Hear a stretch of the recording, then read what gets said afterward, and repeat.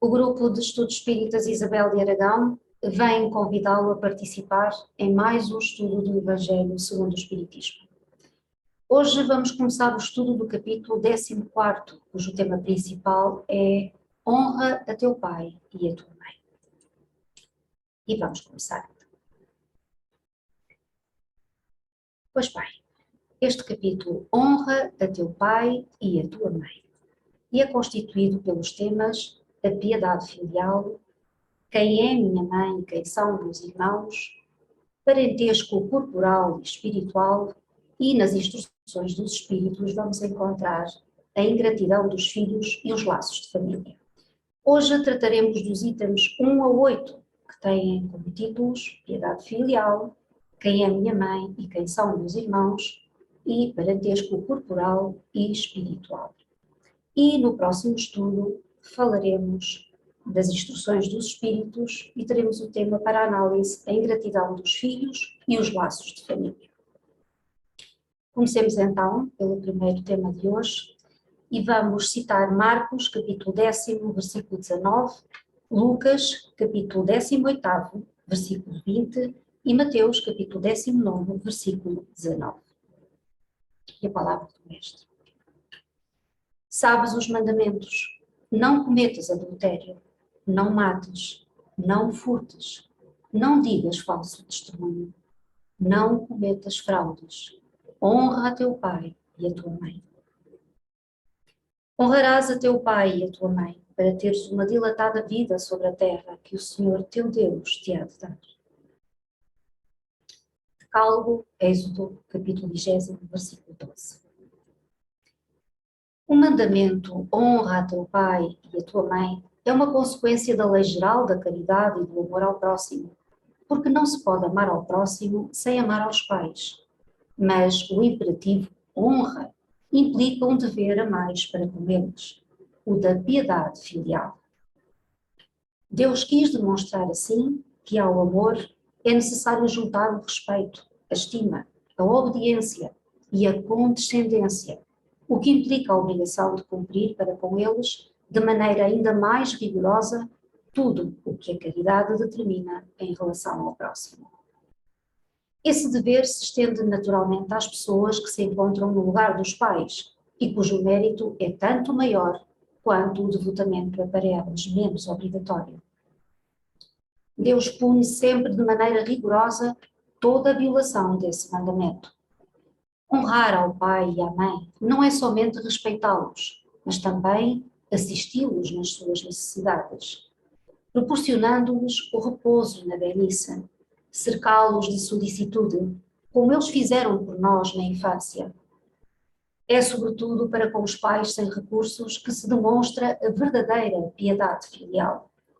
Satisfariam a esse mandamento os que julgam fazer muito, ao lhe darem o estritamente necessário para que não morram de fome, enquanto eles mesmos de nada se privam? Relegando-os aos piores cômodos da casa, apenas para não deixá-los na rua, e reservando para si mesmo os melhores aposentos, os mais confortáveis? Menos mal quando tudo isso não é feito de má vontade, obrigando os pais a viverem o resto de suas vidas fazendo os trabalhos de casa. É então justo que pais velhos e fracos tenham de servir filhos jovens e fortes?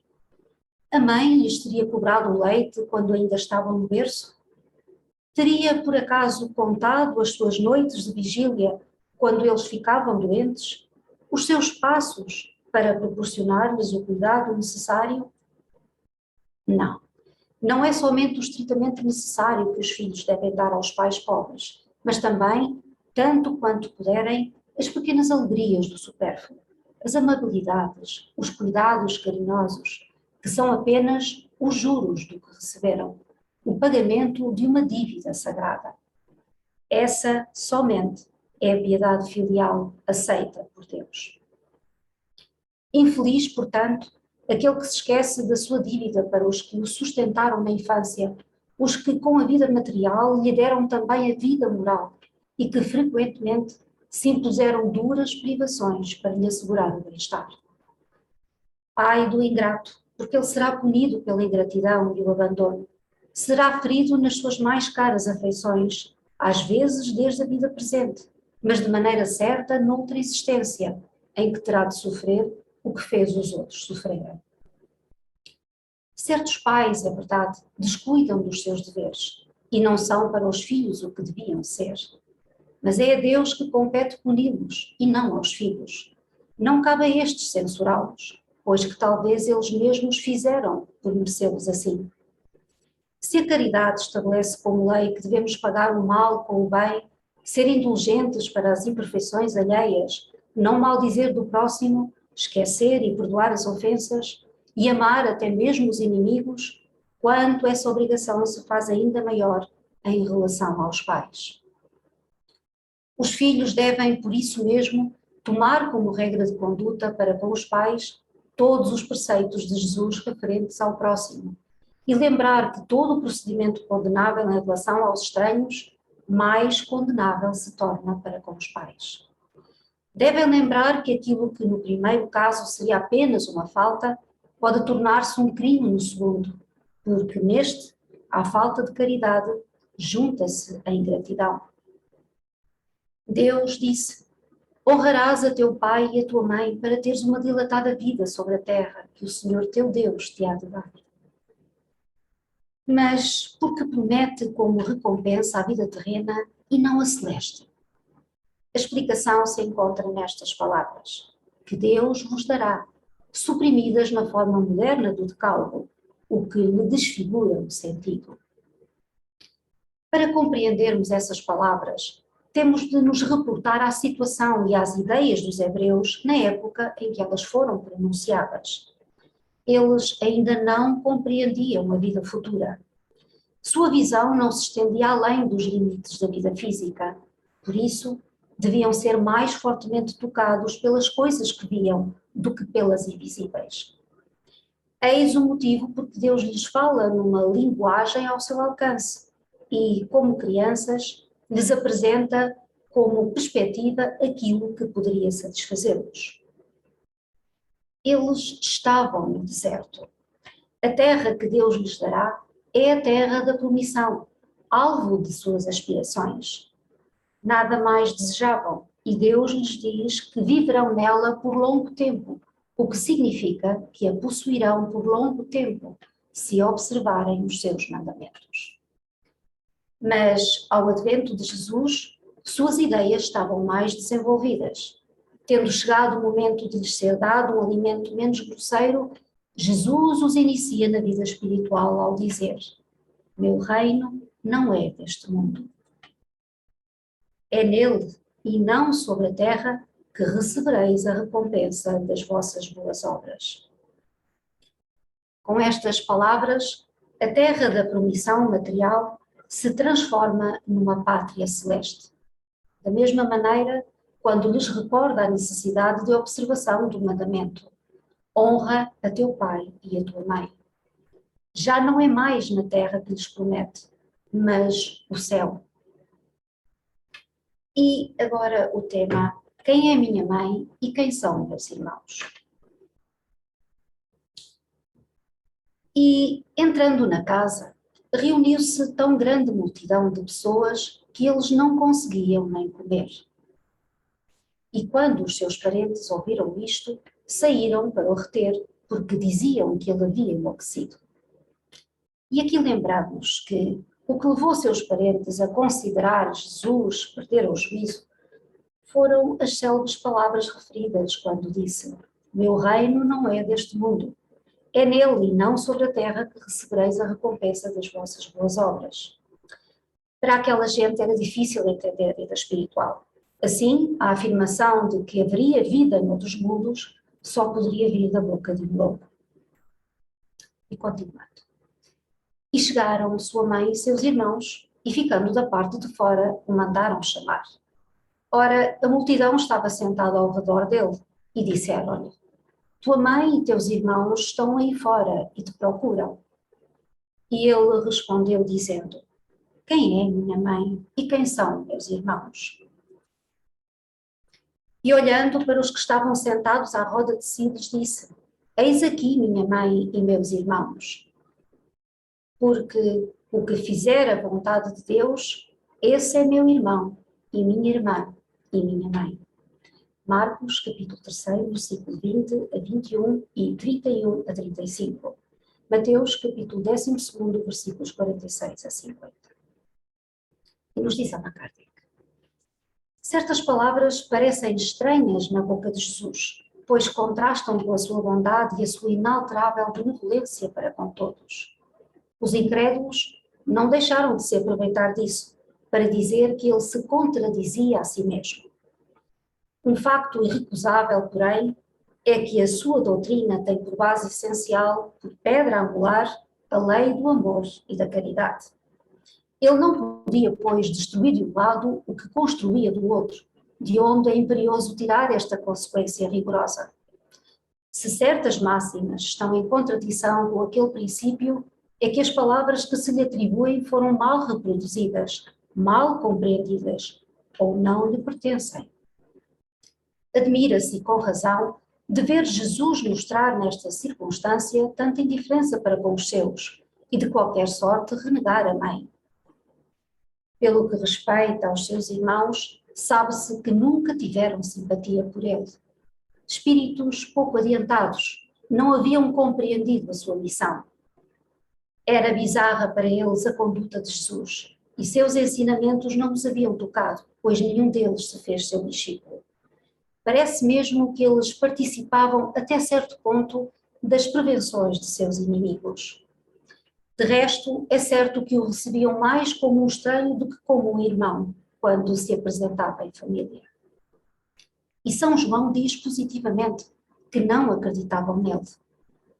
Quanto à sua mãe, ninguém contestaria a sua ternura para com o filho. Mas é necessário convir também que ela não parece ter feito uma ideia justa de sua missão, pois jamais se soube que seguisse os seus ensinos, nem que desse testemunho dele, como fez João Batista. A solicitude maternal era o seu sentimento dominante. No tocante a Jesus, supor que houvesse renegado sua mãe seria desconhecer-lhe o caráter, pois semelhante pensamento não poderia animar aquele que disse: honra a teu pai e a tua mãe. É, pois, necessário procurar outro sentido para as suas palavras, quase sempre veladas pela forma alegórica.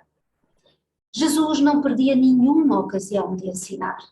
Serviu-se, portanto, da que lhe oferecia a chegada da sua família para estabelecer a diferença entre o parentesco corporal e o parentesco espiritual. E é disso que iremos falar depois de fazermos as nossas reflexões sobre o tema Quem é minha mãe e quem são meus irmãos. Vamos então aqui fazer as nossas reflexões sobre este tema, piedade filial. A doutrina espírita é a ciência que trata da natureza, origem e destino dos espíritos, bem como de suas relações com o mundo corporal. A doutrina espírita visa, acima de tudo, aproximar mais o homem de Deus. Como? Ensinando regras comportamentais que nos levam a modificar atitudes, corrigir tendências, vencer vícios e, assim, tornar-nos moralmente melhores.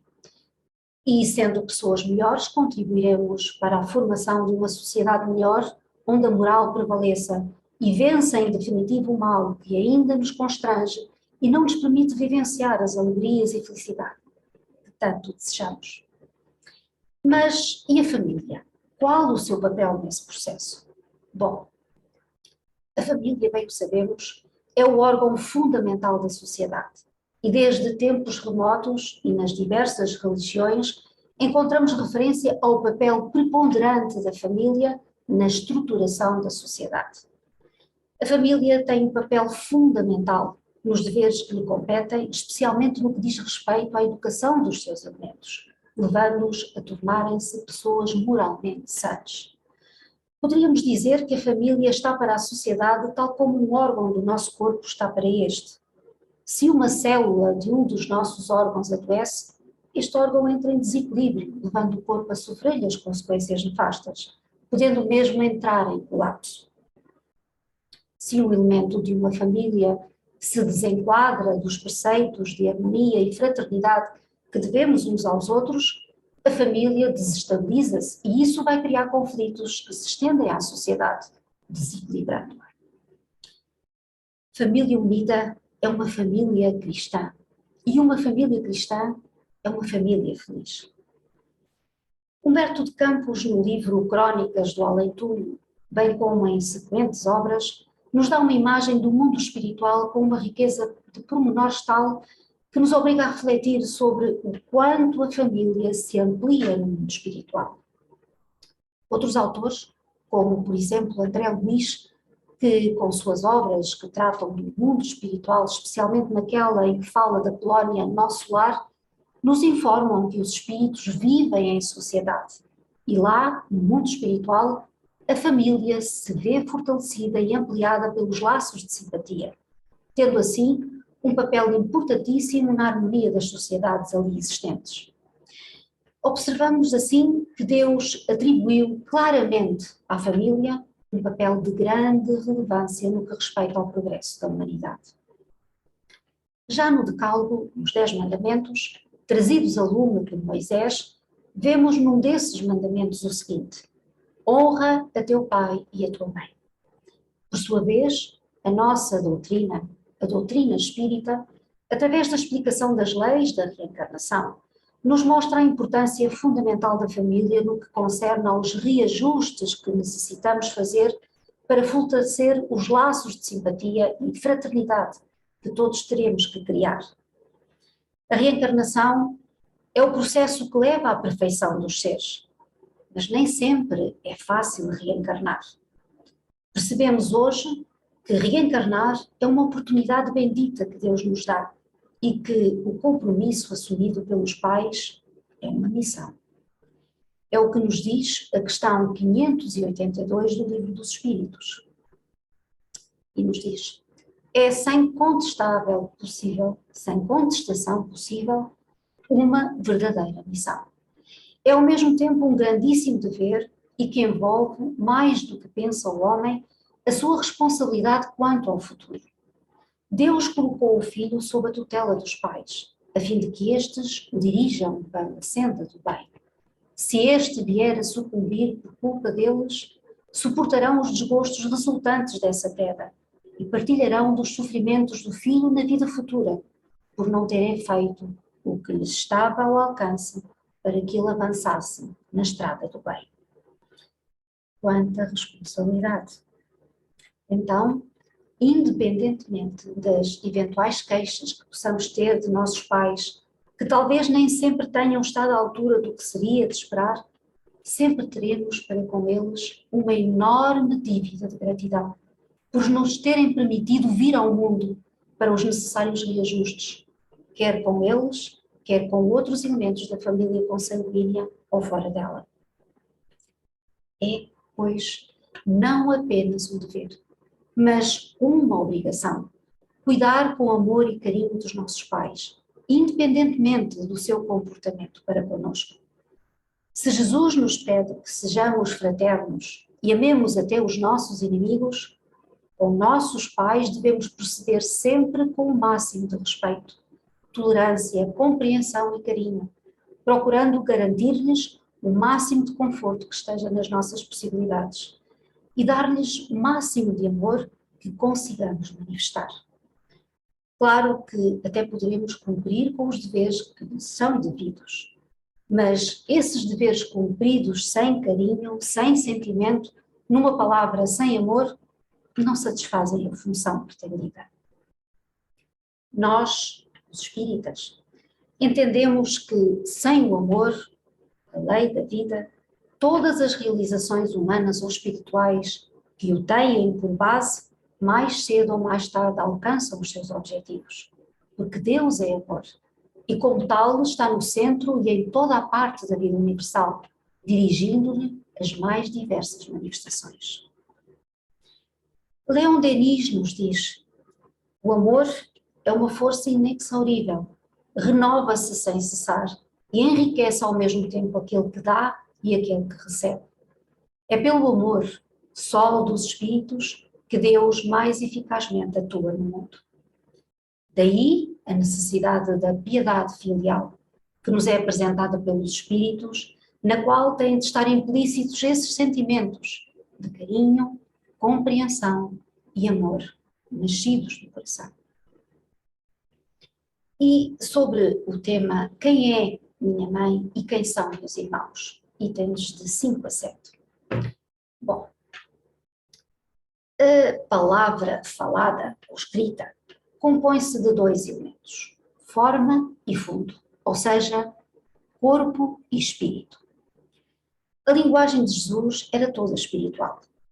Quem quiser compreendê-lo deve buscar sempre o sentido de suas palavras sobre o prisma puramente espiritual. Ele serviu-se da forma, empregando-a para designar pensamentos transcendentes, dos quais a forma em si mesma não pode dar uma ideia precisa e clara. Daí ele tantas vezes se expressava por parábolas, através das quais era mais fácil chegar até nós, ser melhor compreendido. Precisamos ir além da forma, isto é, desprezar a letra, a vestimenta da sua linguagem, buscando o espírito. Só este é capaz de nos fazer penetrar a mente e o coração do Mestre Jesus. Claro que os críticos se ativeram à letra e viram certa irreverência na resposta que ele dera quando procurado pela sua família carnal. Quem é minha mãe? Quem são meus irmãos? Estas interpelações devem ser consideradas sob o prisma espiritual e não materialmente. Hoje bem o sabemos, os laços que unem as pessoas entre si na constituição da família não são os da carne nem os do sangue, mas sim os do espírito. Claro que os laços da carne e do sangue são necessários para conseguirmos o progresso espiritual, nesses encontros e desencontros propiciados a cada reencarnação, como vimos há pouco. Porém, também sabemos que há irmãos, filhos do mesmo pai e da mesma mãe, que mutuamente se repelem e até se hostilizam. Da mesma maneira que há cônjuges que se acham radicalmente divorciados, aparentando vida conjugal apenas para salvar as aparências. Na organização da família, só os fatores de ordem moral permitirão o equilíbrio necessário às aspirações do espírito. É nesse equilíbrio que se fundam as bases da família, onde os espíritos vibram na mesma nota, onde os ideais se conjugam obedientes a afinidades que se atraem. Daí o dizer de Jesus: aqueles que fazem a vontade do meu Pai, esses são meus irmãos, irmãs e mãe. Fazer a vontade de Deus é agir segundo a suprema lei do amor, fora da qual tudo é efêmero, fugaz e insustentável. A verdade unifica, o erro dispersa. Nós precisamos conhecer a lei e procurar obedecer na organização da família, por forma a evitar dissabores e dolorosos sofrimentos. Precisamos compreender que, por enquanto, se casam corpos físicos, mas não se casam espíritos. Previnem-se os interesses temporais, menosprezando-se por completo os interesses espirituais. O lar, organizado sob a égide sagrada da lei, há de ser a verdadeira Igreja do Cristo, conforme a promessa: onde estiverem 2 ou mais em meu nome, aí estarei no meio deles. Jesus é o maior espírito que já pisou no solo terreno. Ele nasceu de uma mulher, Maria de Nazaré. Mas Maria de Nazaré, sabemos hoje, é um espírito esclarecido, invulgar, de uma elevação na ordem espiritual que estamos longe de sequer compreender. Não foi por acaso que ela recebeu a incumbência de ser a mãe de Jesus. Maria teve assistência espiritual para o nascimento de Jesus e disso teve conhecimento. Maria conhecia a missão do seu filho e da sua união com o Pai Eterno. Quanto a Jesus, ele amou a todos e principalmente Maria, que o ajudou a vir ao mundo a cumprir a sua missão. E quando ele diz: quem é minha mãe?, está mostrando naquele momento um exemplo do nosso futuro, em que a nossa família será a humanidade. Maria acompanhou o seu filho e presenciou muitas vezes os seus atos, e o seu coração estremecia quando percebia o clima de hostilidade daqueles que censuravam o seu filho. Muitas vezes o viu chorar pelos que sofrem, pelo orgulho que corrói os corações humanos e retardam o reino dos céus e de seus espíritos. E temos notícia de que muitas vezes se abraçavam e choravam juntos. E a cada dia da convivência com Jesus, Maria ia conhecendo a grandeza do seu filho. A posição de Maria era diferente de todas as criaturas que o seguiam, porque a sua pureza de sentimentos não dava lugar para dúvidas e não cedia ambiente para incompreensão. Jesus reconhecia Maria como sua mãe, que tudo fez para que ele pudesse cumprir a sua missão. E Jesus, que tudo sabia, não iria jamais descurar tal facto. E Maria sabia que seu filho, antes de tudo, era filho de Deus, a quem obedecia na totalidade das suas determinações. Jesus explicou a Maria que ele ajudou Deus a fazer mundos, porque antes que ele fosse, Deus era. E o Pai, que está nos céus, entregou-lhe todo o rebanho da terra, para que o pastorasse e despertasse para a vida eterna. Maria muito aprendeu com o seu filho amado e viu em cada criatura um filho de Deus. Maria é mãe da terra, exemplo de amor para todas as mães de ambos os planos, espiritual e material da casa terrena.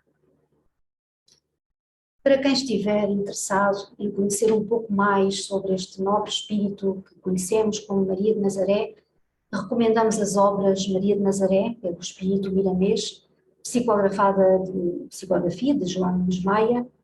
Temos também o livro Nas Pegadas do Mestre, por Pedro de Camargo, conhecido como Vinícius, e o livro Jesus Voltando, pelo Espírito Shaolin, psicografia de João Nunes Maia. Bom, e vamos continuar. Agora, vamos falar sobre o tema parentesco corporal e espiritual. E vamos ouvir o que nos diz Allan Kardec. Os laços de sangue não estabelecem necessariamente os laços espirituais. O corpo procede do corpo, mas o espírito não procede do espírito, porque este existia antes da formação do corpo. O pai não gera o espírito do filho, fornece-lhe apenas o envoltório corporal, mas deve ajudar seu desenvolvimento intelectual e moral para o fazer progredir. Os espíritos que se encarnam numa mesma família, sobretudo como parentes próximos, são mais frequentemente espíritos simpáticos, ligados por relações anteriores, que se traduzem pela afeição durante a vida terrena. Mas pode ainda acontecer que esses espíritos sejam completamente estranhos uns para os outros, separados por antipatias igualmente anteriores, que se traduzem também pelo seu antagonismo na Terra, a fim de lhes servir de prova. Os verdadeiros laços de família não são, portanto, os da consanguinidade, mas os da simpatia e da comunhão de pensamentos, que unem os espíritos antes, durante e após a encarnação. De onde se segue que dois seres nascidos de pais diferentes podem ser mais irmãos pelo espírito do que se o fossem pelo sangue. Podem, pois, atrair-se, procurar-se, tornar-se amigos, enquanto dois irmãos consanguíneos podem repelir-se, como vemos todos os dias. Problema moral que só o Espiritismo podia resolver pela pluralidade das existências. Há, portanto, duas espécies de famílias: as famílias por laços espirituais e as famílias por laços culturais. As primeiras, duradouras, fortificam-se pela purificação e se perpetuam no mundo dos espíritos através das diversas migrações da alma. As segundas, frágeis como a própria matéria, extinguem-se com o tempo e quase sempre se dissolvem moralmente desde a vida atual. Foi o que Jesus quis fazer compreender, dizendo aos discípulos: eis minha mãe e meus irmãos, ou seja, a minha família pelos laços espirituais. Pois quem quer que faça a vontade de meu Pai, que está nos céus, é meu irmão, minha irmã e minha mãe. A hostilidade de seus irmãos está claramente expressa no relato de São Marcos, desde que, segundo este, eles se propunham a apoderar-se dele sob o pretexto de que perderam o juízo. Avisado de que haviam chegado e conhecendo o sentimento deles a seu respeito, era natural que dissesse, referindo-se aos discípulos em sentido espiritual, eis os meus verdadeiros irmãos. Sua mãe os acompanhava e Jesus generalizou o ensino, o que absolutamente não implica que ele pretendesse que sua mãe, segundo o sangue, nada lhe fosse segundo o espírito, só merecendo a sua indiferença. Sua conduta, em outras circunstâncias, provou suficientemente o contrário. E terminamos aqui a primeira parte do capítulo 14. Vamos fazer as reflexões sobre este tema, parentescos corporal e espiritual. Bom, como já sabemos, o corpo físico procede do corpo físico, mas o espírito não procede do espírito. Só Deus cria espíritos, e os cria o mais simples e ignorantes que possamos imaginar, mas com as condições necessárias para fazer o seu constante progresso espiritual. A doutrina espírita, sendo a doutrina da reencarnação, não só não destrói os laços de família, como os amplia. Do mesmo modo, amplia os deveres da fraternidade, pois no nosso vizinho ou no nosso colega de trabalho pode encontrar-se um espírito que foi do nosso sangue em outra encarnação. Claro que outras crenças existem, e os que as perfilham estão no seu direito.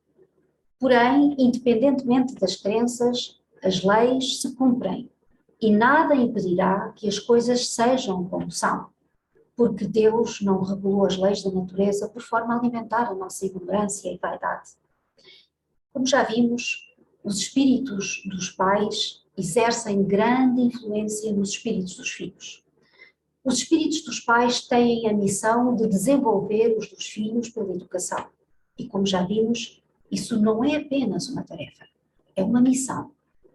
Os laços corporais da consanguinidade são necessários, pois nos ajudam à aproximação necessária que permitirá criar os verdadeiros laços de simpatia. O lar é como se fosse a oficina da personalidade, onde os familiares contribuirão para a sublimação da fraternidade. Aqui na Terra, um povo é uma grande família onde se reúnem seres de tendências semelhantes e que definem o caráter desse povo. Também no mundo astral, os espíritos se reúnem em coletividades mais ou menos elevadas, formando famílias pela semelhança de suas tendências e fortalecendo os laços de simpatia que os unem. O conhecimento é uma luz preciosa, iluminando os nossos caminhos. E com o precioso auxílio da doutrina espírita, conseguiremos divisar a origem de quase todas as dificuldades com que somos confrontados no percurso da vida. Com tal provisão de luz, estaremos predispostos a bem utilizar as oportunidades que nos são ofertadas para a nossa regeneração. A doutrina espírita, tendo como base o Evangelho de Jesus, nos permite compreender as razões elevadas do nosso entrelaçamento com a família corporal onde nascemos. Através do Evangelho de Jesus, saberemos que pais e parentes, ainda que não correspondam aos nossos anseios, são espíritos que nos receberam para que possamos ter as condições propícias às nossas provas e expiações. Com o seu Evangelho, entenderemos que a ausência de mais carinho é um mero reflexo do aviltamento afetivo que ontem perpetramos, que talvez contra estes que hoje nos albergam com frieza. Estudando o Evangelho, tomaremos ciência de que o parente problema é espírito com que mantivemos deploráveis relações de ordem moral nas encarnações pretéritas, e que essa repulsa instintiva pede a interferência da caridade para que se inicie a harmonização necessária. Conhecendo o Evangelho, aceitaremos todos os obstáculos que possam vir a impedir a concretização das nossas aspirações, e que mais não serão que suaves desafios para o exercício da nossa resignação em campos onde já falimos repetidas vezes. Participando do Evangelho, entenderemos as más formações congénitas por frutos de nossa própria sementeira descuidada de outras eras, que nos cumpre agora colher em dolorosas e rudes provas que precisamos enfrentar com coragem e resignação. O espiritismo cristão reajusta-nos a visão do mundo. Honremos pais e mães, glorificando-lhes as missões sublimes, das quais somos um dos beneficiados, ofertando-lhes as radiações do nosso afeto, na mocidade e na velhice. Fazendo-o com verdadeiro amor, estaremos construindo os alicerces que estruturarão a grande família espiritual, onde amanhã seremos integrados sob as vistas e bênçãos do nosso amado Mestre Jesus. Concluímos aqui o estudo da primeira parte do capítulo 14 do Evangelho segundo o Espiritismo. Agradecendo a vossa presença, em nome do Grupo de Estudos Espíritas Isabel de Aragão, nos despedimos. Até ao próximo estudo.